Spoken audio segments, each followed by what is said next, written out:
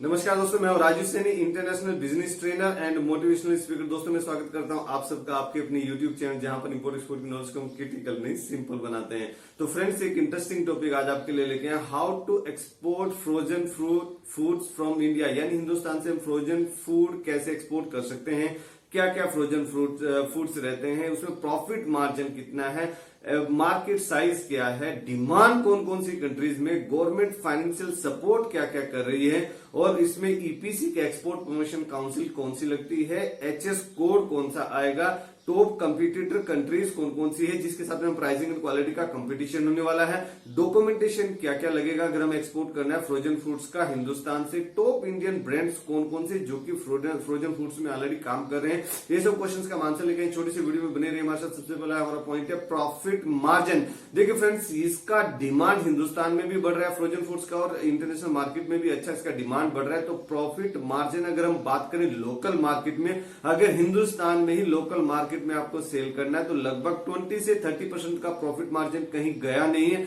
अगर local market में आप काम करना चाहते हैं तो 20 से 30% आपको लोकल मार्केट में भी, इंडियन हिंदुस्तानी मार्केट में भी आपको मिल जाएगा मेट्रो सिटीज में।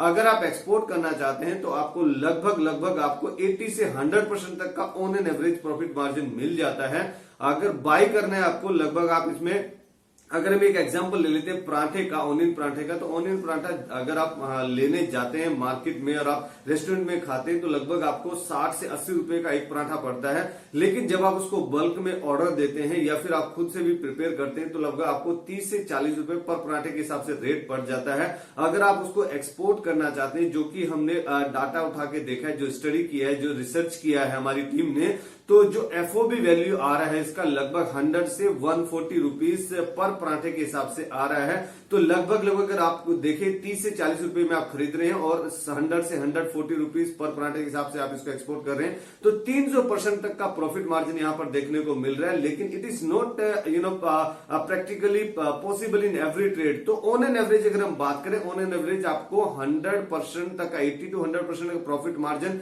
ऑन एन एवरेज आपको यहां पर देखने को मिल जाता है। अगर मार्केट साइज की बात करें, अगर इंडियन मार्केट की ही हम बात करें, तो Indian market is around 85.27 billion US dollar and that is expected to grow up to 192.9 billion US dollar. Billion की बात हो रही है। 192.9 बिलियन यूएस डॉलर का इंडियन फ्रोजन फ्रूट्स का मार्केट होने जा रहा है बाय 2024, यानी अभी 2021 चल रहा है। अभी के लगभग आपको 3 या 4 साल के बाद आपको 2024 में 192.9 बिलियन यूएस डॉलर का मार्केट होने जा रहा है इंडियन फ्रोजन फूड का market at a CAGR of 17.7%, यानी जो कंपाउंडेड एनुअल ग्रोथ रेट होता है वो 17.7% दिखा रहा है यह प्रोडक्ट। इसमें अच्छी ग्रोथ ऑफ पोटेंशियल है हिंदुस्तान में भी। और अगर इंटरनेशनल मार्केट की बात करें तो world market size of frozen fruits is around 260.68 billion US dollar, यानी 250 बिलियन यूएस डॉलर से भी ज्यादा बड़ा मार्केट है।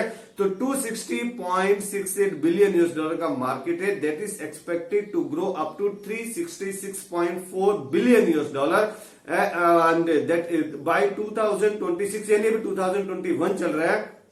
अभी के 5 साल के बाद में ये होने जा रहा है 366.4 बिलियन यूएस डॉलर का एट ए सीएजीआर, जो कंपाउंडेड एनुअल ग्रोथ रेट होता है, compounded annual growth rate up to 18.17% का प्रोडक्ट ये दिखा रहा है एनुअल ग्रोथ रेट। मैंने कई बार अपनी पुरानी वीडियो में बताया कि अगर कोई प्रोडक्ट 5% के ऊपर ग्रोथ रेट दिखा रहा है, एनुअल ग्रोथ रेट, तो उसका अच्छा माना जाता है। तो ये प्रोडक्ट तो 5 नहीं, 10 नहीं, 15 नहीं, 15% के भी ऊपर दिखा रहा है सीएजीआर, तो इसमें मतलब आंख बंद करके आप कूद सकते हैं और अच्छी मेहनत कर सकते हैं। अगर मैं बात करूं किस टाइप के फ्रोजन फूड्स प्रोडक्ट रहते हैं, जैसे कि आप ले लीजिए एग्जांपल, ओनियन हो गया, फ्रोजन ओनियन पराठा हो गया, फ्रोजन आलू पराठा हो गया, फ्रोजन चपाती हो गया, फ्रोजन स्वीट कॉर्न हो गया जिसको मकई मेज बोलते हैं, sweet corn, frozen sweet corn हो गया, फ्रोजन स्प्रिंग रोल हो गया, फ्रोजन मीट हो गया, फ्रोजन पूरी हो गया, फ्रोजन बर्गर हो गया, फ्रोजन तंदूरी नान हो गया, एंड फ्रोजन कबाब हो गया, सोया कबाब एंड सो ऑन। मतलब जो हम खाते हैं, जो नॉर्मली हम खाते हैं, जो विदेश में लोग खाते हैं, उसको फ्रीज करके फ्रोजन, उसका अलग प्रोसेस है कि कैसे उसका सेल्फ लाइफ इंक्रीज किया जाता है। तो वो सब लिस्ट आप मतलब सब काउंट नहीं किया जा सकता एक वीडियो में, तो लंबी लिस्ट है। अगर हम बात करें डिमांड की, कौन कौन सी कंट्री में इसका अच्छा डिमांड है अगर इंटरनेशनल मार्केट में देखें, तो सबसे पहले पायदान पे आता है USA, United state of America, जो हमेशा राजा की तरह इंपोर्ट करता है और राजा की तरह एक्सपोर्ट भी करता है। तो यूएसए यहां पे इंपोर्ट कर रहा है अराउंड 1.14 बिलियन US$ का frozen fruits from different countries per year.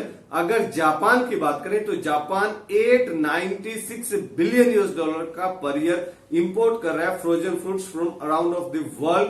अगर जर्मनी की बात करें तो जर्मनी 632.1 मिलियन US$ का इंपोर्ट कर रहा है। अगर फ्रांस की बात करें तो फ्रांस 538 मिलियन US$ का इंपोर्ट कर रहा है frozen foods from different countries. अगर यूके की बात करें, यूनाइटेड किंगडम, तो यूनाइटेड किंगडम यहां पर 450.1 मिलियन US$ का इंपोर्ट कर रहा है फ्रोजन फ्रूट्स पर ईयर।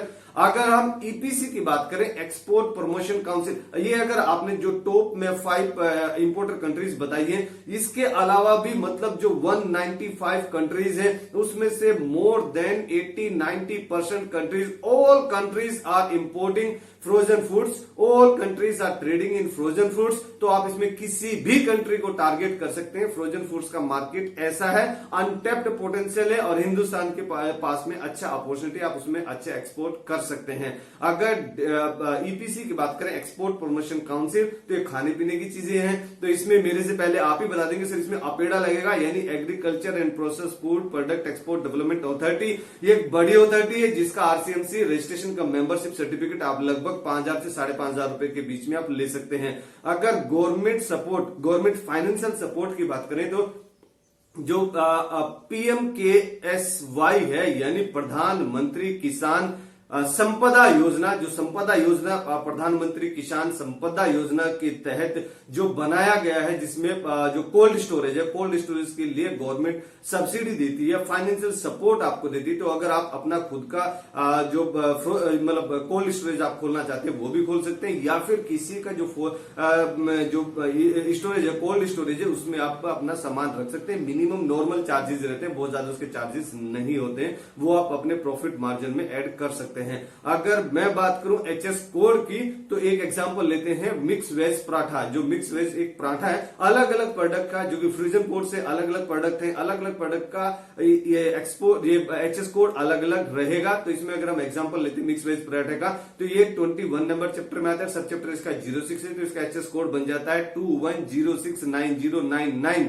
आप इसको गूगल पे इजिली चेक कर सकते हैं। अगर हम बात करें टॉप इंडियन ब्रांड्स, यानी कौन से वो टॉप इंडियन ब्रांड्स है जो कि इसमें अच्छा काम कर रहे हैं फ्रोजन फूड्स में, तो इसमें एपेक्स फ्रोजन फूड्स लिमिटेड एक कंपनी है, वो अच्छा काम कर रही है। आईटीसी लिमिटेड कंपनी अच्छा काम कर रही है। मैकचेन फूड इंडिया प्राइवेट लिमिटेड अच्छा काम कर रही है। Mother dairy fruits and vegetable अच्छा काम कर रही है। इनोवेशन फूड्स प्राइवेट लिमिटेड अच्छा काम कर रही है। Top fresh international private limited इसमें अच्छा काम कर रही है। तो आप इसमें अच्छा काम कर सकते हैं, अपनी छोटी कंपनी बनाइए और आप इसमें स्टार्ट कर सकते हैं। अगर मैं टॉप कंपटीटर कंट्रीज की बात करूं, यानी वो कौन कौन सी कंट्री जिसके साथ में हमारा प्राइसिंग एंड क्वालिटी का कंपटीशन होने वाला है, तो उसमें सबसे पहले पायदान पे आता है चाइना। यानी चाइना यहां भी पीछे नहीं है। चाइना को मालूम है कि क्या मुझे एक्सपोर्ट करना है, कहां पर अनटैप्ड पोटेंशियल है इंटरनेशनल मार्केट में, इसलिए वो आगे बढ़ता जा रहा है। मेरी भी हाथ जोड़ के रिक्वेस्ट है हमारे हिंदुस्तानी भाई बहनों से, जो कि एक्सपोर्ट करना चाहते हैं या इंटरनेशनल मार्केट में जाना चाहते हैं या अपनी इकोनॉमी को बचाना चाहते हैं, इकोनॉमी को बूस्ट करना चाहते हैं, तो वो एक्सपोर्ट में जरूर आइए। और फ्रोजन फूड्स का अगर आप एक्सपोर्ट करना चाहते हैं, ये प्रोडक्ट आप सेलेक्ट करना चाहते हैं, तो आपके लिए इनिशियली ये प्रोडक्ट एक बेस्ट प्रोडक्ट के रूप में उभर के आ सकता है और आप इसमें अच्छा काम कर सकते हैं। तो चाइना कितना एक्सपोर्ट कर रहा है? चाइना एक्सपोर्ट कर रहा है 1.22 बिलियन यूएस डॉलर का। एक अच्छी बात यह है कि अभी कोरोना वायरस के बाद में चाइना से लोग धीरे धीरे कटना चालू हो गए हैं, यानी China boycott, China boycott, China का जो कैंपेन है वो पूरे विश्व में चल रहा है, पूरे वर्ल्ड में चल रहा है। तो दूसरी जो मैक्सिमम अपॉर्चुनिटी आती है वो आसपास की कंट्री यानी एशियन कंट्री में हिंदुस्तान के पास में है, और आप हिंदुस्तानी हैं, आपका ये दायित्व बनता है कि आप अपनी इकोनॉमी को कैसे बचाएंगे। तो हमारे पास में अभी अनटैप्ड पोटेंशियल बहुत है, क्योंकि हम एग्रीकल्चर बेस्ड कंट्री है, यानी कृषि प्रधान देश है। तो हमारे पास में फ्रोजन फ्रूट्स और जो एग्रीकल्चर आप एक्सपोर्ट करते हैं वो तो पूरे वर्ल्ड को आप एक्सपोर्ट करते ही करते हैं, लेकिन फ्रोजन फ्रूट्स में भी आप अच्छा काम कर सकते हैं और देश का नाम कमा सकते हैं। देश में डॉलर जो हमारा रिजर्व है उसको बढ़ा सकते हैं। सेकंड नंबर का एक्सपोर्टर की अगर बात करें तो बेल्जियम आता है। बेल्जियम भी मिलियंस में करता है। बेल्जियम कर रहा है 1.19 बिलियन यूएस डॉलर का एक्सपोर्ट कर रहा है पर ईयर। स्पेन की अगर बात करें तो स्पेन 662 मिलियन यूएस डॉलर का एक्सपोर्ट कर रहा है। अगर मैक्सिको की बात करें तो मैक्सिको 515 मिलियन यूएस डॉलर का एक्सपोर्ट कर रहा है फ्रोजन फ्रूट्स पर ईयर। अगर पोलैंड की बात करें तो पोलैंड 350 मिलियन यूएस डॉलर का frozen fruits per year export कर रहा है। अगर टोटल डॉक्यूमेंट्स की बात करें, क्या क्या डॉक्यूमेंट्स लगते हैं हिंदुस्तान से आप एक्सपोर्ट करना चाहते हैं फ्रोजन फ्रूट्स, तो उसमें जो मैंडेटरी डॉक्यूमेंट्स रहते हैं जो हर एक्सपोर्ट में लगते हैं, लगभग जो आईसी हो गया, इंपोर्ट एक्सपोर्ट कोड हो गया, आपका जीएसटी हो गया, आरसीएमसी हो गया, एडी कोड रजिस्ट्रेशन हो गया, पैकेजिंग लिस्ट हो गया, इनवॉइस कॉपी हो गई, तो सब चीज में आपको लगता है।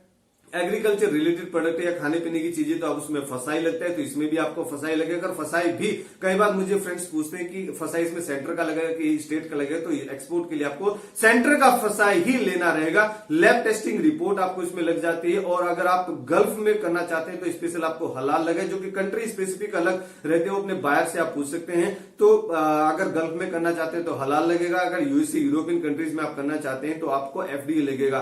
तो फ्रेंड्स अगर ये वीडियो आपको पसंद है जरूर आप इसको लाइक कीजिए, अपने फ्रेंड्स एंड फैमिली में इसको जरूर शेयर कीजिए। हर एक उस हिंदुस्तानी को शेयर कीजिए जो कि किसान है या फिर जो ट्रेडर है, जो इंटरनेशनल मार्केट में आना चाहता है या फिर जॉब कर रहे हैं, वो बिजनेस करना चाहते हैं। और हमेशा की तरह ऐसे खुश रहिए, मुस्कुराते रहिए, ग्रो करते रहिए और हिंदुस्तान का एक्सपोर्ट बढ़ाने में हमारी मदद कीजिए। Let's do export together. Thank you very much.